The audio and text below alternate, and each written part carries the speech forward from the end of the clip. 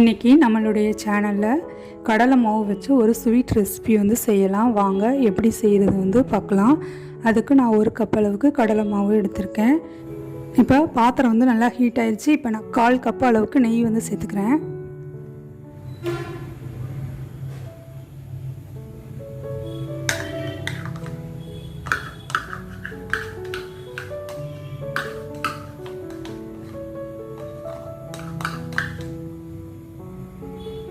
ஒரு கப் அளவுக்கு கடலை மாவு சேர்த்துக்கிறேன்.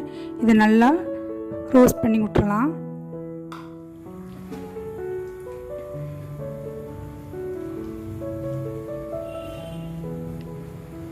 கடலை மாவை நல்லா பச்சை ஸ்மெல்லு போகிற வரைக்கும் நல்லா ரோஸ்ட் பண்ணணும்.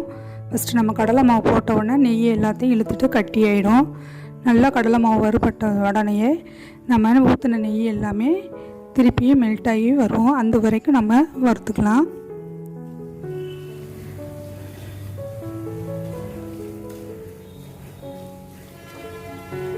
இப்போ பாருங்கள், கடலை மாவு எல்லா நெய்யையும் இழுத்துக்குச்சு. இது இன்னமும் நல்லா ரோஸ்ட் ஆனதுக்கப்புறமா நம்ம ஊற்றின நெய் எல்லாமே மறுபடியும் திரும்பி வரும்.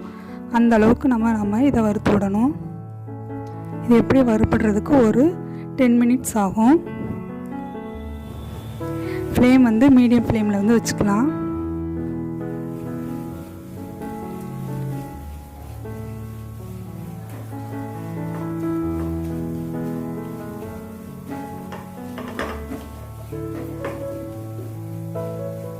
கடலை மாவு ஸ்மெல்லு நல்லா வரும். அது வரைக்கும் நம்ம இதை ரோஸ்ட் பண்ணணும். கைவிடாமல் இதை நல்லா கிண்டி விட்டுட்டே இருக்கலாம். இதை நம்ம கடலை மாவு நல்லா வறுக்காமல் விட்டோம்னா அந்த கடலை மாவுடைய பச்சை ஸ்மெல்லு வரும். அதனால் கொஞ்சம் பொறுமையாக இதை நம்ம வறுத்து விட்டுறலாம்.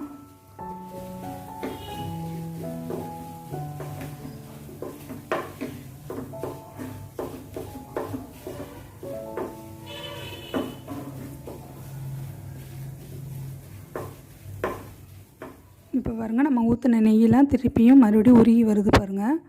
இந்த அளவுக்கு நம்ம வறுத்து எடுத்துக்கணும்.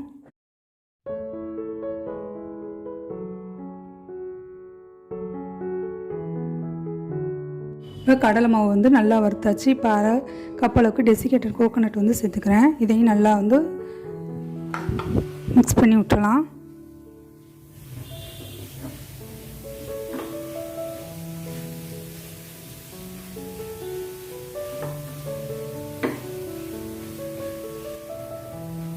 கலர் பாருங்கள், நல்லா சேஞ்ச் ஆகி வருது பாருங்கள். அடுப்பை லோ ஃப்ளேம்லேயே வச்சுக்கோங்க, இல்லைன்னா கருகிரும். இது இப்போ நல்லா மிக்ஸ் பண்ணியாச்சு. இப்போ இது கூட 1 கப் அளவுக்கு மில்க் சேர்த்துக்கலாம். 1 கப் அளவுக்கு பால் சேர்த்துக்கிறேன். பால் சேர்த்துட்டு நல்லா கட்டி இல்லாமல் மிக்ஸ் பண்ணி விட்டுறலாம்.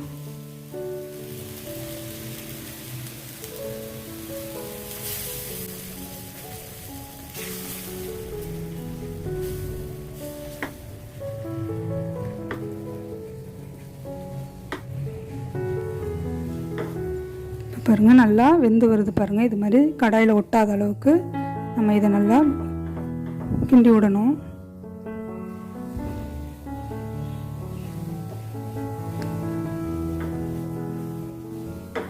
இப்போ இது எல்லாமே நல்லா மிக்ஸ் ஆயிடுச்சு. இந்த ஸ்டேஜில் நம்ம இப்போ 3/4 கப் அளவுக்கு சர்க்கரை சேர்த்துக்கிறேன்.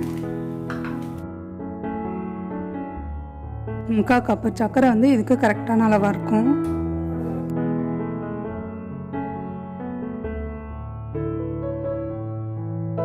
சர்க்கரை எல்லாத்துமே நல்லா மெல்ட் ஆகி மறுபடியும் கொஞ்சம் தண்ணி படுற மாதிரி இருக்கும்.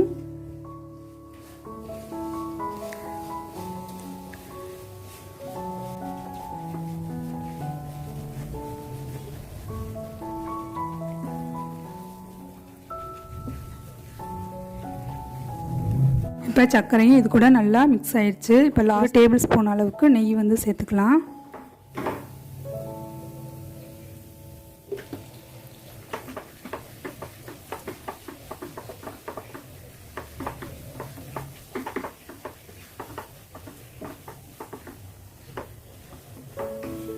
இப்போ பாருங்கள், நல்லா மிக்ஸ் ஆகிடுச்சு எல்லாம்.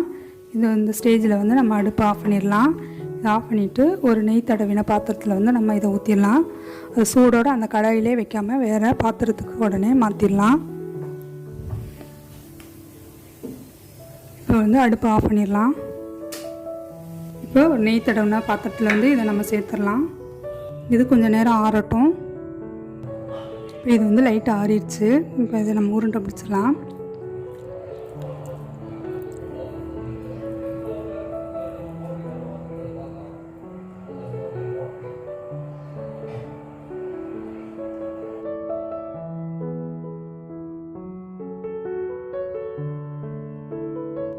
இந்த மாதிரி எல்லாத்தையும் நம்ம செஞ்சிடலாம்.